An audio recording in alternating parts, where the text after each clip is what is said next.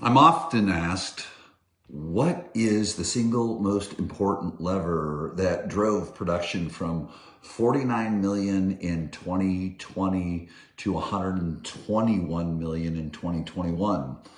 How about what was the single most important lever that took a team from 100 million in 2020 to 200 million in 2021?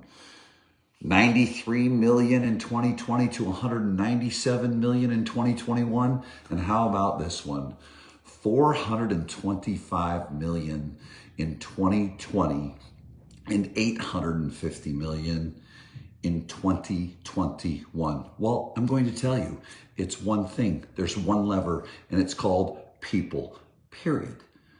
And on April 1st and 2nd, alongside my good friend Dan Beer and many people that have experienced the growth of this single most important lever, recruiting, they're going to be coming to the stage, and we're going to be unpacking for 2 days in Nashville this most critical piece to growth. See, think about this for a minute.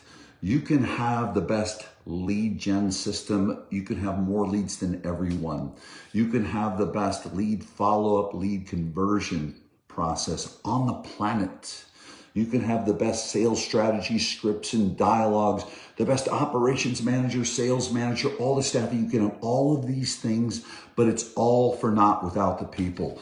And I have committed my life's work to this, to the extent that it has added billions in sales volume to teams throughout North America. Currently, as a matter of fact, working with the #1 Keller Williams team in Canada, #1 Remax team in Canada, #1 EXP team in the world for sales volume, #1 EXP team in the world for units closed, #1 Remax team in the United States. Now, don't get me wrong, these people are high performers, but I've been fortunate enough to ride along very closely with them, focused on one thing: people.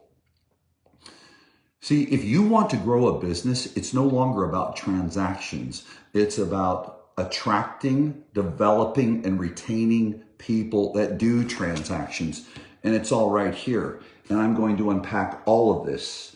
My life's work, my recruiting, sales management, and leadership playbook alongside Dan Beer. We're going to take a look at the ideal recruit.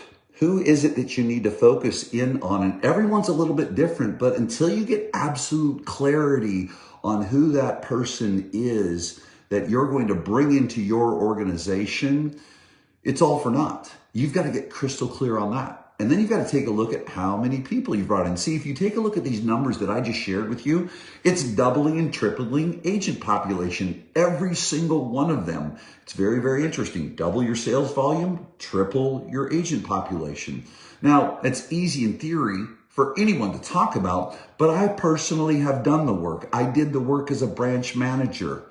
I did the work as an executive general manager of a multi-office, multi-state organization.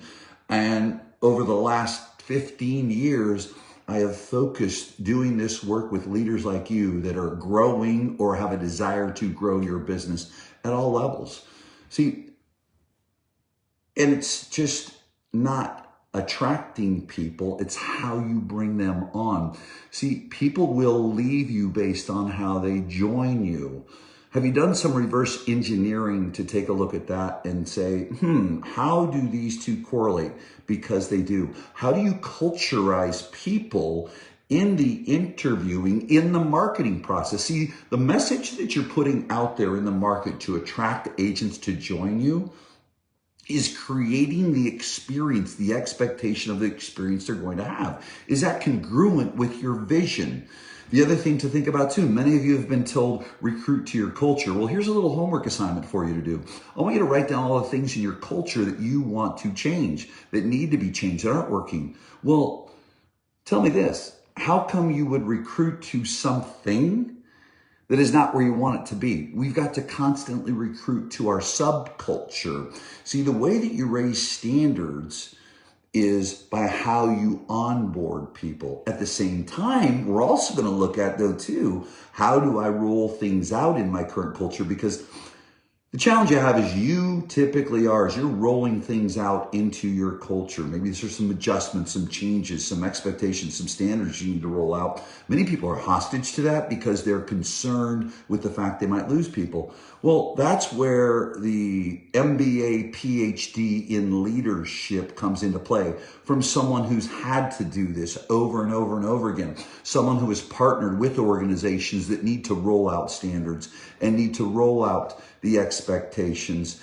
in a way that is choreographed so that you don't lose people and so that you continue to grow. So what's it look like to bring productive people on? What is the marketing message that is going to attract the right people? How do we onboard them in a way that contributes to production, contributes to retention? And then how do we keep them? My good friend Dan Beer and I and many of your peers who have delivered these results will be with us on stage in Nashville, April 1st, April 2nd. If you're truly committed to growth, you've got to master recruiting. You've got to master your retention, period. And the final piece is this, and this is where the big breakdown happens, holding people accountable the right way. If you're truly committed to growth, and understand that all the other moving parts around your business will always be evolving. There's always going to be systems and processes you need to adjust.